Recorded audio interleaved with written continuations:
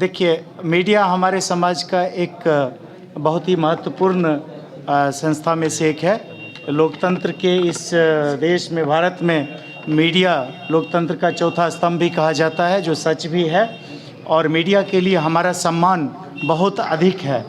और जिस सामाजिक और शैक्षणिक और राजनीतिक लाइफ में हम लोग मीडिया का योगदान देख रहे हैं, उससे कहीं बढ़ के विकास की चीज़ों में मीडिया का योगदान रहता है। तो हम लोगों ने ट्रस्ट के माध्यम से भी ये कोशिश की है कि अपने मीडिया बंधुओं का जो सम्मान है उसको हम लोग प्रमाणित करें कि हम लोग दिल से मीडिया का सम्मान करते हैं। चाहे वो प्रिंट मीडिया हो, इलेक्ट्रॉनिक मीडिया हो, सोशल मीडिया हो, सभी बंधुओं के लिए, जो हमारे अभिभावक हैं, कई अग्रज हैं, कुछ अनुज भी हैं, सभी लोगों के लिए हम लोग बहुत ही ज़्यादा सम्मान का भाव रखते हैं।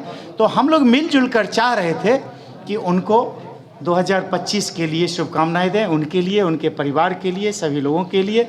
और हम ईश्वर से प्रार्थना करते हैं कि सच में ईश्वर, अल्लाह, खुदा सब मिल करके आप लोगों के परिवार को और परिवार के सदस्यों को एक बहुत ही अच्छी, लंबी और बड़ी ज़िंदगी प्रदान करें। यही हम लोगों की शुभकामनाएं भी है और इसी के मकसद से हम लोग ये मिलन समारोह रखें। कई बार ऐसा होता है कि जब बड़े पदाधिकारी हों या कहीं घटना स्थल पर किसी की बाइट लेनी पड़ती है और अधिकारी मौजूद होते हैं, उसके बावजूद भी वो कहते हैं कि हम बाइट देने के अधिकारी नहीं हैं, क्या यह मीडिया का सम्मान है?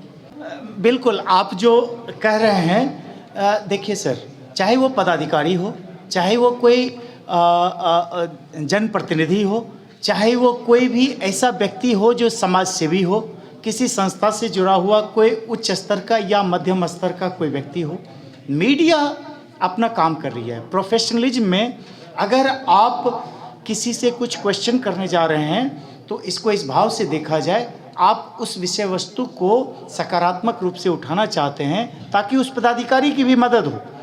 लेकिन इसके बावजूद जिनके मन में खोट होता है वो लोग मीडिया को अवॉइड करते हैं। कहते हैं ना कि जिसके कलेजे में दम होता है वो मीडिया के सवालों से क्यों भागेंगे।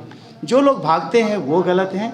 मीडिया हर जगह सही होता है। और सम्मान की बात कर रहा हूँ, क्या वह अपमान नहीं है? बिल्कुल बिल्कुल, वो अपमान की श्रेणी में आता है, लेकिन मैं इसको मीडिया का अपमान नहीं मानता हूँ। मैं उस पदाधिकारी का स्वयं का अपमान मानता हूँ जिसके कलेजे में इतना दम ही नहीं है कि मीडिया के सवालों का जवाब दे सके। 2025 को किस रूप से देखा जाना चाहिए बेगूसराय के परिदृश्य में? 2025 बेगूसराय के लिए एक माइलस्टोन होगा। मैं सच में आपको बता रहा हूँ, ये घिसी पिटी यहाँ पे सामाजिक और राजनीतिक व्यवस्था जो बहाल हो रखी है, जिसमें लोगों को तरह तरह के विचारधाराओं के बावजूद, लोगों की अयोग्यता हो, योग्यता हो, उसके बावजूद बिना डिफ्रेंशिएट किए हुए लोगों को धन के कारण, बल के कारण तवज्जो मिल जाती है।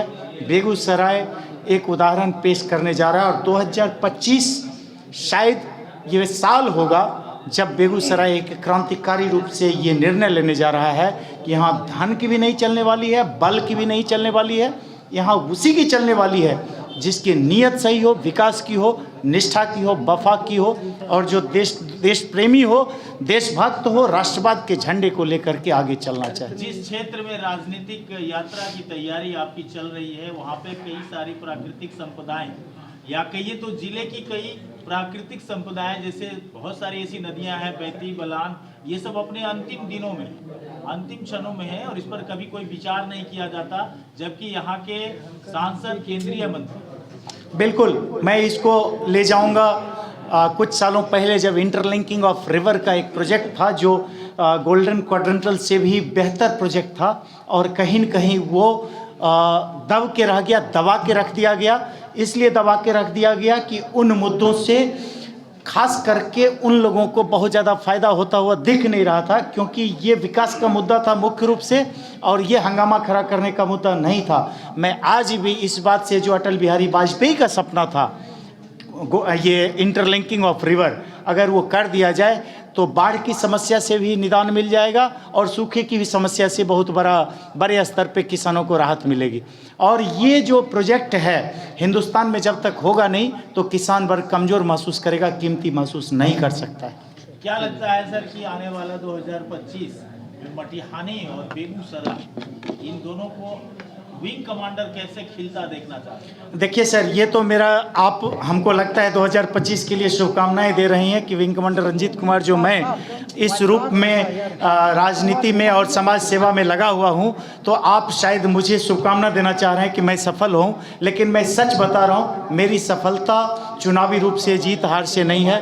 मेरी सफलता मुद्दे अगर जो पूरे होते जाए, कोई भी करे, मेरे माध्यम से हो या किसी अन्य के माध्यम से हो, मटिहानी को बाढ़ से अस्थायी रूप से उसका निदान मिले, मटिहानी में सिमरिया से लेके महेंद्रपुर के घाट को सिरेनुमा बनाया जाए, उसके ऊपर ट्रैक बनाया जाए, 4 लेन हाईवे जो सिमरिया से लेके बलिया का बाईपास का रूप हो, उसको गंगा से मैक्सिमम 500 से 600 मीटर उत्तरी भाग में बनाया जाए ताकि वो नेचुरल रूप से बांध का रूप ले, और बेगूसराय के लिए एक बाईपास का भी काम करे। सामहो अखा कुरहा जो कि मटिहानी का एक भाग है, बेगूसराय का गौरव है, सामहो अखा कुरहा जहाँ पे तरसों के पानी को नहीं रोका जा सकता है, वहाँ बाढ़ का स्थायी निदान नहीं है, वहाँ पे है तीनों पंचायत में 3 हॉस्टल बने और बाढ़ आने से पूर्व ही लोगों को सूचित किया जाए कि अपने पशु के साथ में अपने जो व्यक्ति हैं उस हॉस्टल में पहुंच जाएं, वहाँ पे कम्युनिटी किचन स्टार्ट हो, पशु के लिए चारा हो, दवाई हो। हम जिस सपने को लेकर चल रहे हैं, ये सपना हमारा साकार होगा, पूरा होगा, आज नहीं तो कल अवश्य पूरा होगा। अगर जो निष्ठा हो, नियत हो, वफा हो, तो मैं बता रहा हूँ कि अगर हम उस पर लगे हैं तो यही मैं बता रहा हूँ, चुनाव जीत हार आना जाना ये सब अलग मुद्दा है। मटिहानी का बेटा अब मटिहानी के लिए मरने के लिए तैयार है। Thank you so much.